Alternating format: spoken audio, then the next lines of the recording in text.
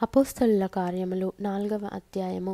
వారు ప్రజలతో మాటలాడుచుండగా యాజకులను, దేవాలయపు అధిపతియు, సద్దూకయ్యులను వారు ప్రజలకు బోధించుటయు, యేసును బట్టి మృతులలో నుండి పునరుత్థానము కలుగునని ప్రకటించుటయు చూచి కలవరపడి వారి మీదికి వచ్చి వారిని బలాత్కారముగా పట్టుకొని సాయంకాలమైనందున మరునాటి వరకు వారిని కావలిలో ఉంచిరి.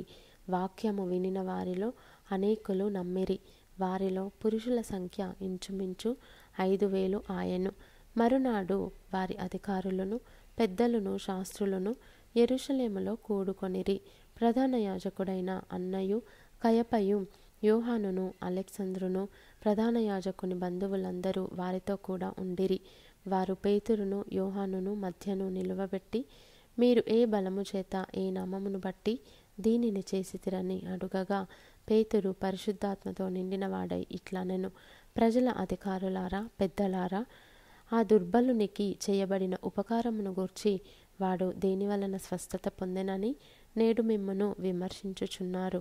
గనుక మీరందరూ, ఇశ్రాయేలు ప్రజలందరూ తెలుసుకొనవలసినదేమనగా, మీరు సిలువ వేసినట్టియు, మృతులలో నుండి దేవుడు లేపినట్టియు నజరేయుడైన యేసుక్రీస్తు నామముననే వీడు స్వస్థత పొంది మీ ఎదుట నిలుచుచున్నాడు. ఇల్లు కట్టువారైన మీరు తృణీకరించిన రాయి ఆయనే. ఆ రాయి మూలకు తలరాయి ఆయను. మరి ఎవని వలనను రక్షణ కలుగదు. ఈ నామముననే మనము రక్షణ పొందవలెను గాని ఆకాశము క్రింద మనుషులలో ఇయ్యబడిన మరి ఏ నామమున రక్షణ పొందలేము అనెను. వారు పేతురు, యోహానుల ధైర్యమును చూచినప్పుడు వారు విద్యలేని పామరులని గ్రహించి ఆశ్చర్యపడి వారు యేసుతో కూడా ఉండిన వారని గుర్తెరిగిరి. స్వస్థత పొందిన ఆ మనుషుడు వారితో కూడా నిలిచియుండుట చూచి ఏమీయూ ఎదురు చెప్పలేకపోయిరి. అప్పుడు సభ వెలుపలికి పొండని వారికి ఆజ్ఞాపించి తమలో తాము ఆలోచన చేసి, ఈ మనుషులను మనమేమి చేయుదము? వారి చేత ప్రసిద్ధమైన సూచక క్రియ చేయబడి ఉన్నదని యెరూషలేములో కాపురమున్న వారికందరికీ స్పష్టమే. అది జరగలేదని చెప్పజాలము. అయినను ఇది ప్రజలలో ఇంకా వ్యాపింపకుండుటకై ఇక మీదట ఈ నామమును బట్టి ఏ మనుషులతోనైనను మాట్లాడకూడదని మనము వారిని బెదరు పెట్టవలెనని చెప్పుకొనిరి. అప్పుడు వారిని పిలిపించి, మీరు యేసు నామమును బట్టి ఎంత మాత్రమును మాట్లాడకూడదు, బోధింపను కూడదని వారికి ఆజ్ఞాపించిరి. అందరూ పేతురును, యోహానును వారిని చూచి, దేవుని మాట వినుట కంటే మీ మాట వినుట దేవుని దృష్టికి న్యాయమా? మీరే చెప్పుడి, మేము కన్నవాటిని విన్నవాటిని చెప్పకయుండలేమని వారికి ఉత్తరమిచ్చిరి.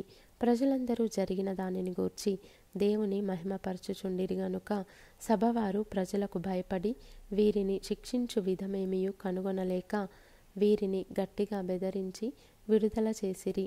స్వస్థపరచుట అను ఆ సూచక క్రియ ఎవని విషయములో చేయబడెనో వాడు 40 ఏండ్ల కంటే ఎక్కువ వయస్సు గలవాడు. వారు విడుదల నొంది తమ స్వజనుల యొద్దకు వచ్చి ప్రధాన యాజకులను, పెద్దలను తమతో చెప్పిన మాటలనన్నిటినీ వారికి తెలిపిరి. వారు విని ఏక మనస్సుతో దేవునికిట్లు బిగ్గరగా మొరపెట్టిరి: నాథా, నీవు ఆకాశమును, భూమిని, సముద్రమును, వాటిలోని సమస్తమును కలుగజేసిన వాడవు. అన్యజనులు ఏలా అల్లరి చేసిరి? ప్రజలెందుకు వ్యర్థమైన ఆలోచనలు పెట్టుకొనిరి? ప్రభువు మీదను ఆయన క్రీస్తు మీదను భూరాజులు లేచిరి, అధికారులను ఏకముగా కూడుకొనిరి అని నీవు పరిశుద్ధాత్మ ద్వారా మా తండ్రియు నీ సేవకుడునైన దావీదు నోట పలికించితివి. ఏవి జరగవలెనని నీ హస్తమును, నీ సంకల్పమును ముందు నిర్ణయించెనో వాటినన్నిటినీ చేయుటకై నీవు అభిషేకించిన నీ పరిశుద్ధ సేవకుడైన యేసునకు విరోధముగా హేరోదును, పొంతి పిలాతును, అన్యజనులతోనూ ఇశ్రాయేలు ప్రజలతోనూ ఈ పట్టణమందు నిజముగా కూడుకొనిరి.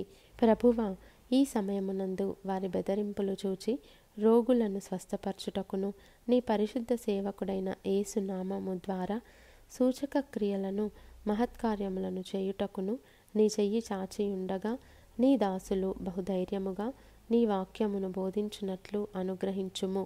వారు ప్రార్థన చేయగానే వారు కూడియున్న చోటు కనిపించెను. అప్పుడు వారందరూ పరిశుద్ధాత్మతో నిండిన వారై దేవుని వాక్యమును ధైర్యముగా బోధించిరి. విశ్వసించిన వారందరూ ఏక హృదయమును ఏకాత్మయు గలవారై ఉండిరి. ఎవడును తనకు కలిగిన వాటిలో ఏదియు తనదని అనుకొనలేదు. వారికి కలిగినదంతయు వారికి సమష్టిగా ఉండెను. ఇదియుగాక అపోస్తలులు బహుబలముగా ప్రభువైన యేసు పునరుత్థానమును గూర్చి సాక్ష్యమిచ్చిరి. దైవకృప అందరి యందు అధికముగా ఉండెను. భూములైనను ఇండ్లైనను కలిగిన వారందరూ వాటిని అమ్మిన వాటి వెల తెచ్చి అపోస్తలుల పాదముల యొద్ద పెట్టుచూ వచ్చిరి. వారు ప్రతివానికి వాని అక్కర కొలది పంచిపెట్టిరి గనుక వారిలో ఎవనికిని కొదువలేకపోయెను. కుప్రలో పుట్టిన లేవీయుడగు యోసేపు అను ఒకడుండెను.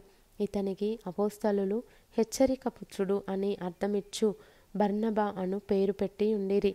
ఇతడు భూమి గలవాడై యుండి దానిని అమ్మి దాని వెల తెచ్చి అపోస్తలుల పాదముల యొద్ద పెట్టెను.